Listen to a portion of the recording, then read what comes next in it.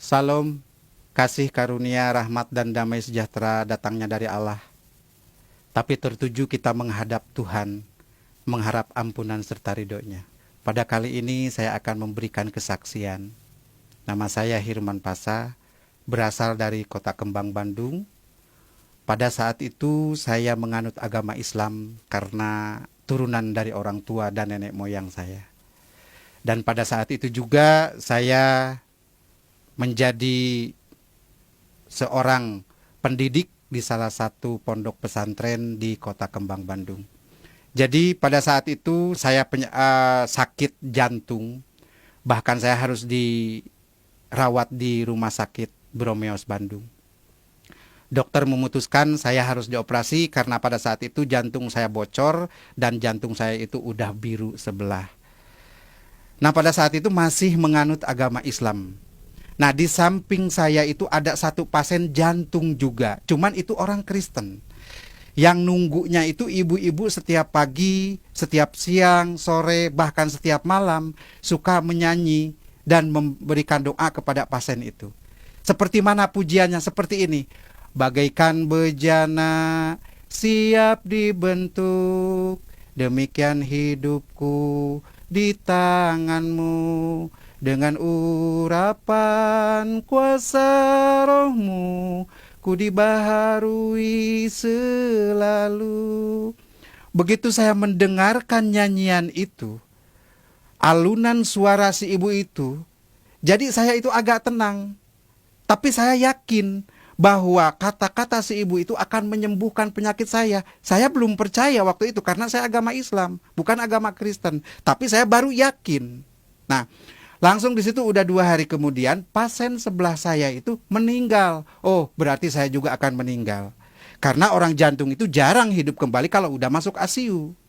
Tapi saya waktu di dalam ICU itu sadar tetap gitu. Mendengarkan pujian si ibu. Nah, udah langsung gitu saya bilang, "Bu, tolong doakan saya, Bu." Si ibu jawab, "Pak, saya orang Kristen, kan Bapak orang Islam." Saya bilang, "Gak apa-apa, yang penting saya sembuh, Bu." Didoakan. Langsung si ibu itu naruh tangan di dalam dada saya sambil berdoa, "Di dalam nama Tuhan Yesus Kristus kamu akan sembuh." Di situ penyakit saya itu bukan hilang, tapi rasanya agak sedikit mengurang. Langsung di situ saya diputuskan sama dokter itu harus dioperasi. Pada saat itu 2 hari kemudian langsung pasien sebelah saya itu meninggal. Wah, saya juga bakal meninggal gitu pikiran saya, karena di sebelah saya itu dia meninggal. Nah, udah 2 hari kemudian saya pas jatuh mau dioperasi, si ibu itu datang kembali. Kata si ibu itu kepada saya, "Pak, jangan takut, harus tenang, Tuhan pasti tolong." Tapi si ibu sebelum pulang menyimpan aqua di depan saya itu. Saya minum itu aqua, berkurang, saya dibawa ke lab, langsung dokter memutuskan saya tidak jadi dioperasi, sekaligus saya sembuh. Puji Tuhan, luar biasa. Baru doa, baru pujian yang dilemparkan ke badan saya udah sembuh total. Apalagi saya bilang kalau mengikutinya. Nah, pada saat itu gancang ceritanya saya langsung pulang ke rumah karena tidak jadi dioperasi. Saya udah jual apa-apa buat biaya operasi, akhirnya nggak jadi itu dioperasinya. Nah, langsung di situ saya nyari itu alamat si ibu itu. Cuman waktu itu saya lupa minta alamat si ibu itu. Padahal masih orang Bandung dia. Tapi nggak ketemu sampai saat ini. Nah, di situ saya langsung berpikir gimana caranya, karena saya itu guru atau ustadz di salah satu pondok pesantren, nggak mungkin lah saya bisa didemo. Nah, udah begitu langsung saya bisa ada hubungan kemana-mana, langsung ada ngasih nomor kontak satu pendeta yang berasal dari Jakarta. Langsung saya menuju. Pada saat itu saya udah mengerti gitu ajaran-ajaran Kristen, tapi saya belum total. Nah, udah langsung saya tinggal di rumahnya pendeta di Jakarta sampai saat ini udah 10 bulan. Luar biasa, Tuhan Yesus menolong saya. Ada satu kenikmatan yang mengikuti ajaran Tuhan Yesus Kristus, ada satu keistimewaan yang kita rasakan pada saat kita dibaptis. Saudara pernah dibaptis? Apa yang rasakan saudara pada dibaptis itu? Pengalaman saya waktu saya dibaptis. Saya dibaptis oleh 2 pendeta. Ya, langsung begitu turun masuk ke kolam baptisan, saya dibaptis, begitu ditenggelamkan, saya katanya pingsan. Padahal saya bukan pingsan, dibawa salah satu orang, tapi yang saya nggak kenal, ke satu tempat yang luar biasa indahnya. Burung-burungnya, air-airnya, taman-tamannya indah sekali. Nah, pada saat itu saya pingsan katanya karena waktu dibaptis itu. Nah, di situ saya sama satu orang yang tidak dikenal itu dikasih kenang-kenangan atau dikasih bingkisan, sampai saat ini belum ketemu. Apa sih artinya itu?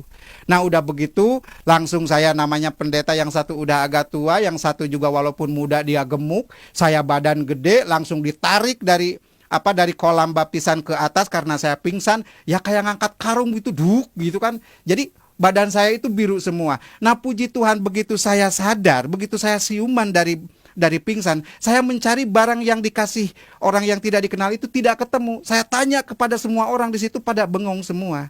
Jadi apa sih yang berbentuk buku bukan, berbentuk Alkitab juga waktu saat itu saya belum mengenal benar. Nah, langsung saya setelah itu, setelah dibaptis, langsung saya kembali lagi ke rumahnya Pak Pendeta. Jadi sampai saat ini saya sudah 10 bulan di rumahnya Pak Pendeta. Luar biasa, Tuhan menolong saya. Cobaan, kritikan dari keluarga, bahkan sekaligus saya dibuang dari keluarga, bahkan istri tercinta satu pun minta dicerai, anak pun sampai saat ini tidak ada komunikasi dengan saya. Tapi bagi saya nggak apa-apa. Yang penting saya punya Bapa, yang penting saya punya juru selamat. Karena waktu di dalam dulu itu tidak ada juru selamat. Ada juga syafaat. Ya, kalau syafaat itu kalau orang mau syafaat, di syafaat, kalau juru selamat itu beda. Semua orang mengikuti dia pasti jalan. Mungkin ini yang dinamakan Shirathul Mustaqim, jalan kebenaran. Saya pernah membaca di dalam satu kitab Tizan Daruri. Kalau di dalam Islam itu tauhid. Ya, kalau di dalam Kristen itu adalah teologi ketuhanan. Di situ di dalam Tijan dikatakan la ilaha illallah iku maujud, la ilaha illallah iku ma'bud. Kalau orang di masjid kan suka baca itu. La ilaha illallah, tiada Tuhan selain Allah, iku maujud, yang berbentuk. La ilaha illallah iku ma'bud, tiada Tuhan selain Allah kecuali untuk diibadahan. Jadi kita ibadah itu kepada Tuhan yang berbentuk, wujudnya. Harusnya. Jadi namanya wujud berbentuk itu bisa dilihat, bisa diraba, itu berbentuk, itu wujud. Sedangkan dulu saya itu ibadah kepada Allah. Mana Allahnya itu nggak ada. Karena di dalam Al-Quran dikatakan Allah itu tidak punya tempat. Bukan di aras, bukan di surga, bukan di neraka. Tuhan itu laisa kamitslihi syai'un di dalam Al-Quran. Tidak ada satu tempat pun untuk Allah. Sedangkan Tuhan itu di dalam kata lapad tauhid itu berbentuk mauzud. Nah, di situ, jelas. Jadi sedikit-sedikit sampai saat ini saya menggali bahwa inilah jalan kebenaran. Luar biasa, Ibu, Bapak, Saudara. Isa Al-Masih, juru selamat kita, itu adalah untuk menyelamatkan kita. Saya sudah 11 bulan berjalan mengikuti Tuhan Yesus Kristus atau Isa Al-Masih. Saya minta dukungan dan doanya. Semoga saya diberikan kekuatan dan kesabaran. Dan saya minta doanya juga dari semua pihak untuk Pak Pendeta yang mengurus saya dan keluarganya. Semoga beliau ini diberkati. Jadi saya menghimbau, pesan dari saya, yang sudah mengikuti Isa Al-Masih dari kecil, jangan sampai jadi mualaf. Rugi banget. Kita tadinya dari naik taksi, naik ke beca. Memang semua juga kendaraan, tapi rugi banget gitu. Jadi tetap kita sampai mati pun, sampai kemanapun, sampai tua pun, diberikan cobaan apapun, kita harus kuat mengikuti Isa Al-Masih. Karena Isa Al-Masih adalah is the best bagi kita, juru selamat bagi kita semua. Saudara yang terkasih, mungkin inilah yang saya perlu sampaikan. Jadi pesan dan kesan bagi saya untuk semua, yuk mari kita pegang kuat-kuat.